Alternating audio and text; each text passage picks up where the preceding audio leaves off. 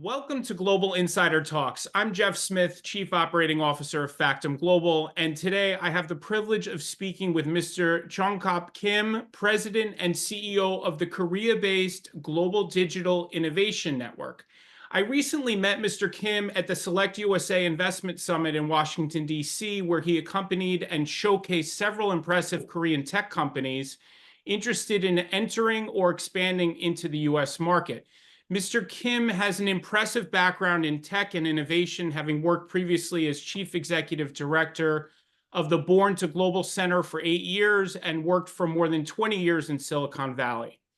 During his time in California, he held key roles, including the founding member and CEO of ETRI Silicon Valley and CEO of iPark Silicon Valley, where he was instrumental in developing and managing business strategies for tech companies and advising the Korean government on tech industry policies.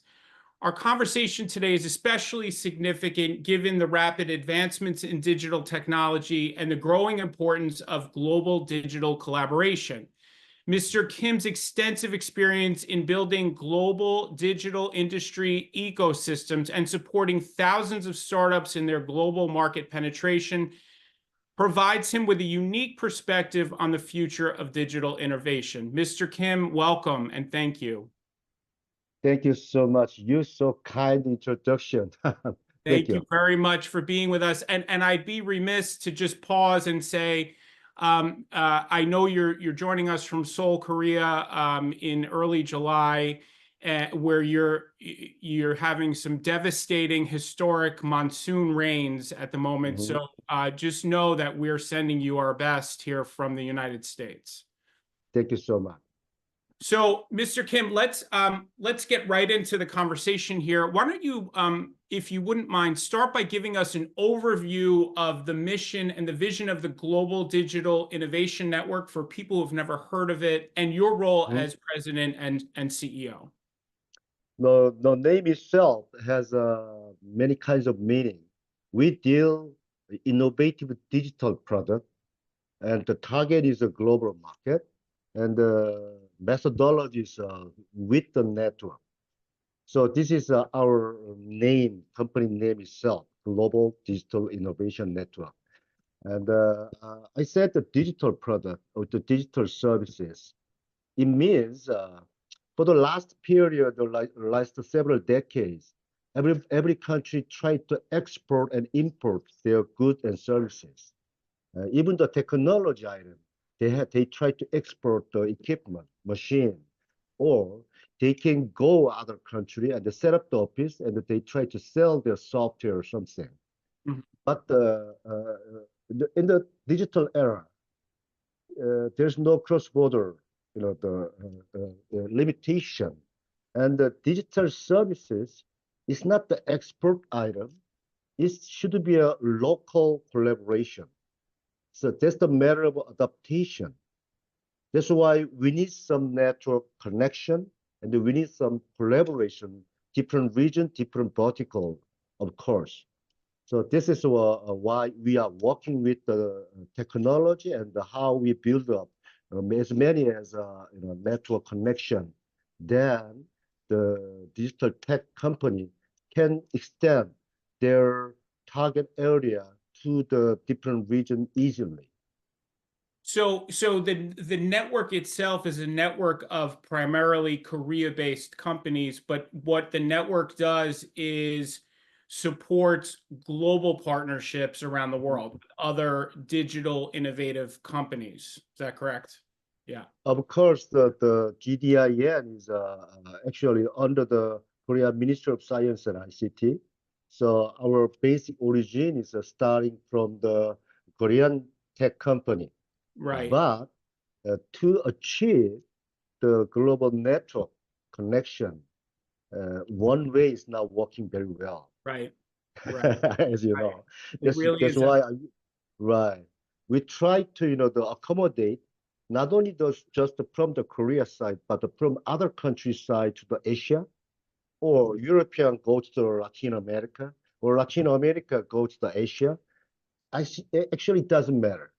As long as we have a network, we try to open the network to helping that the collaboration, all different countries. It sounds like an incredibly supportive network for these companies. We were just in Washington together, and you were there with I don't know, more than a dozen incredible companies from Korea. Can you give some examples of these companies and talk a little bit more about some of the unique value Yeah. proposition that they offer? I mean, they're very, very different, all kinds of industries with the same common sort of digital thread. Right, right. So actually, to attend the Select USA is a very tough task because so many states attended, and they're looking for some new, very sexy idea or technology for their state or their city. But Right. so it's very diversified customer. So when you choose the company from the Korea to attend the Select USA, it took about the 6 months to we concern, for example, Tennessee State or Kansas State, Kentucky State, what their need. So similar like a product market fit process. And then we try to just sorting out as many as from the as many as company. Then we just drill down like the education area, public education, or renewable energy area, or some other that kinds of typical local state looking for technology. We try to combine on that. So did you learn of the needs of these? You mentioned several US states. Did you learn of those needs first and then work to select the companies that are part of your network to attend Select That's USA? that's Yeah, I mean, correct. for those listening that don't know about Select USA, I mean, there is a pretty stringent application process. And then, Mhm. Mr. Kim, in Korea, as part of your network, are you part of a selection? Is there a selection process where companies would apply in Korea to then attend? Of course, the selection process is a U.S. ambassador, U.S. Okay, embassy role, but we try to supply the right. candidate as many as, but when we supply the candidate, we already sorting out first Right. step, and that helping their saving their time. No, I mean it makes sense. And do you know? I'm putting you on the spot, and Select USA was almost less than 1 month ago. But Mhm. did any of those companies return to Korea with particular deals or new partnerships with U.S. states? Yeah, I think the 4 to 5 company already have starting the dialogue Wow. to Yeah, finish the deal. And the deal process is kind of 6 months or 8 months take long. 6 to 8 So months. yeah, actually this year we have a result from last year 10. Yeah, And as you know, the working with the government people, it takes a long time. it It's a does. long It process. does. In the U.S. as well. Yes. Okay, so so that's a bit about some of the companies. Do you want to highlight one or two particular companies? Yes, I'll tell you. I recently connected with the team at Code Espresso. uh-huh. Code Press is a very highlight company in this Select USA attend. And many state, many government, or even the company call them to checking their solution. So now they offer the trial for the demander.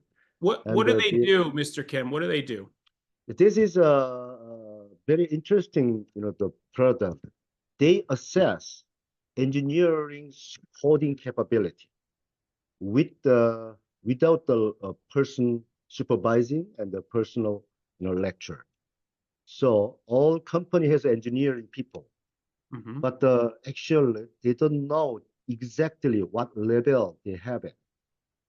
Because right now system is based on their academia background or former job experience. They assume the level is high or low, or something like that. But they tested assessment on their called skill, and that they categorize from the low level to high level, and So that they put the record on that. it's another level of review of engineering candidates. So they may Right. have, as you said, incredible academic records, but when a Mhm. company wants to hire them, this is another way to evaluate their skills before they start working on a job. Fascinating. Right, right. So Fascinating. the HR department love it, Yeah. love it. Yeah. It's Recently, another layer of screening. right, they got a contract with the Vodafone and the company, Vodafone. they group, the Vodafone group, they try to, use this system, and that they try to assessment all employee, all engineering people. They never did that. How did it go? I wonder if they were nervous with the results. But the others upside down. Hmm. Actually, it looks very low level, but happen to be is a very skilled person. Yeah. But there's a HR person like that, find out that kinds of opportunity, and that they reassign their people to the more very difficult or complicated project. Right. Mhm. It's an interesting technology that could be applied to so many different industries. And I know we're giving a nice spotlight to Code Presso right now, but And the growth, their different. The other usage is they can apply the code running from the 3 years old to the 70 years old without human lecture. There's a kind of the online game.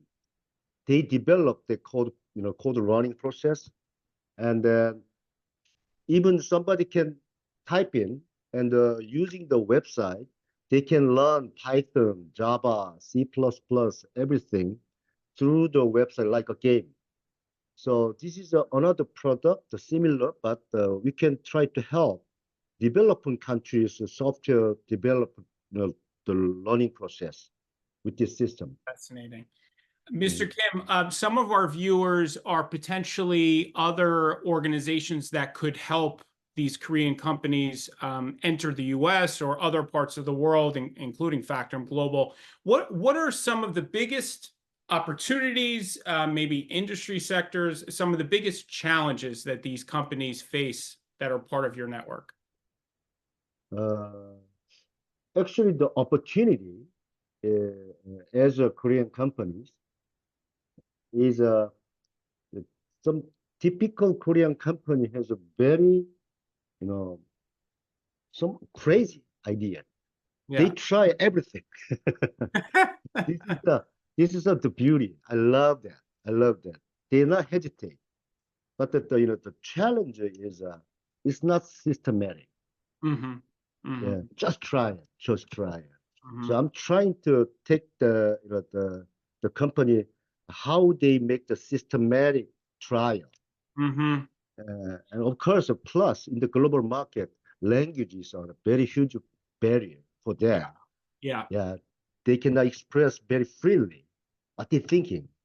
So Right. this is a huge burden. But the other challenge is not that many engineer or the CEO can see the global market by himself. Hmm. That's another challenge. So Hmm. they assume the customers need something. Right. So that's why we always try to helping them to see what exactly the demand or Right. customer want. Well, and to be able to see that there are potential partners, whether Mhm. it's the US or somewhere in Europe or even Africa, potential partners on the ground who could help manage through some of those challenges, language, Mhm. culture, Mhm. local partners that could help distribute or find customers. Right, Uh, right. Fantastic. We're almost at the end of our time, but we always ask the same question of our guests. And in this case, because you're in Korea, we'll ask this question. What Mhm. advice do you have for executives outside of Korea that Mhm. like to do business in Korea and potentially with members of your network? Yes, uh, I can say like this. I talked to Korean startup. If you want a global entrance, global collaboration, please find out right partner. And set up the joint venture on the local area. Do Yeah, not try by himself, by herself, to do the business in the different country, right, especially in the digital era. So, so many regulations, the data, public, privacy, so many things are burden, so you cannot handle it. The right, reverse is the same. Outside of the Korea, many companies try to work with the Korean company. So don't expect it's a very small foreign country startup. Don't expect they have a total solution.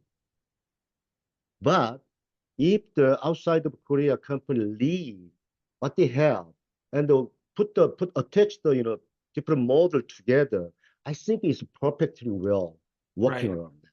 Yeah. That's a great, so they could potentially have components of a larger solution that would be Mhm. successful.